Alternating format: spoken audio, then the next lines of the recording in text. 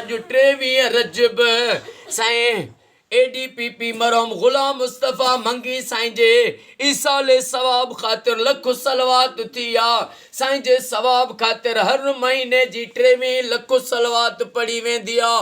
ओ मुंहिंजा रब सलवात जे सदके इमाम हसन मीर हुसैन जे सदके साईं गुलाम मुस्तफ़ा मंगी साईं के जन्नतुल फिरदौस में करीम आका जो पाड़ो कचहरी गुलामी नसीब फरमा। ओ मौला साईं गुलाम मुस्तफ़ा मंगी साईं जे पुटनि खे ऑफिसर बणा इन्हनि खे वॾी खिज़री हयाती अता फरमा।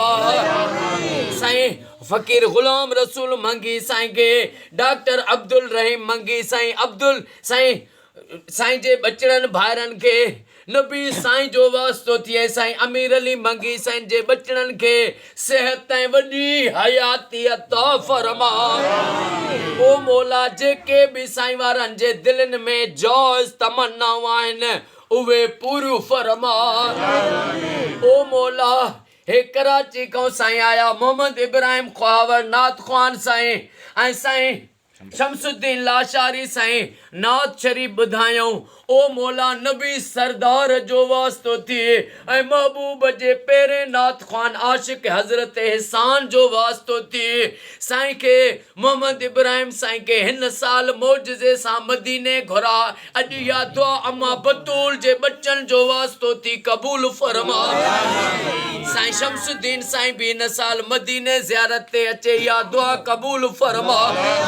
ओ मौला जेके भी मंगी जेके भी बुरड़ा हिन दुआ में वेठा आहिनि सभिनी जा अली असगर जो वास्तो थी बच्चा घर आबाद फरमा। साईं असांजे जमात जे निगरान साईं अरबाब अली मेतलो साईं के सेहत ऐं वॾी खिज़री हयाती अता फरमा।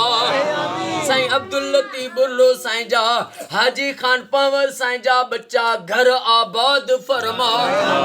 जेके बीमार आहिनि उन्हनि खे शफ़ा अता फरमा।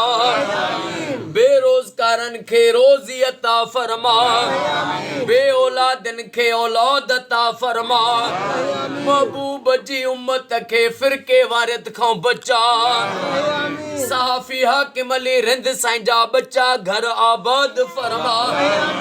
सॼे पाकिस्तान में सऊदीअ में ईरान में इराक में शाम में फ़लस्तीन में मिस्र में घर घर में लख सलवातूं थियनि या दुआ क़बूल फरमा। इन्नल्लाह व मलाइकतहू युसल्लूना अलल नबी या अय्युहल्लज़ीना आमनू सल्लु अलैहि व सल्लिमू तस्लीमा। अल्लाहुम्मा सल्लि अला मुहम्मदिन नबिय्यिल उम्मी व अला आलिहि व सल्लिमू तस्लीमा। ला इलाहा इल्लल्लाह मुहम्मदुर रसूलुल्लाह। नारे हैदर।